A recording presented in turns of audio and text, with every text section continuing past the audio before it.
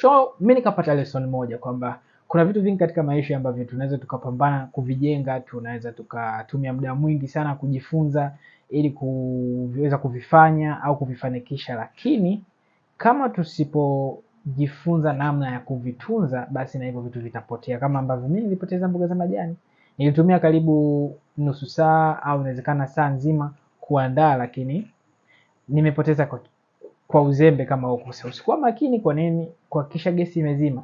So na wewe pia unaweza kuwa unafanya kitu, labda umesoma kuanzia darasa la kwanza mpaka chuo kikuu, ukapata hiyo kazi ambayo unayo, lakini kama hautajifunza namna ya kuitunza, kama hutakuwa makini na kupay attention namna ya kuitunza na kuilinda, basi itapotea kama ambavyo nilipoteza mboga zangu za majani. Ingawa ulisoma kwa tabu, ulisoma kwa kutumia mishumaa, ulisoma kwa kutumia mwanga wa radi, lakini ukishindwa kutunza kazi yako, hata watu ambao wanakuzunguka pia hawatakufadhili. Kwa maana kwamba kama wataona hutumii jitihada zako ulizonazo kuhakikisha unalinda kazi yako na kutoa matokeo, basi hata watasema sawa, una cheti, sawa, una elimu, lakini hatuwezi kuendelea na wewe.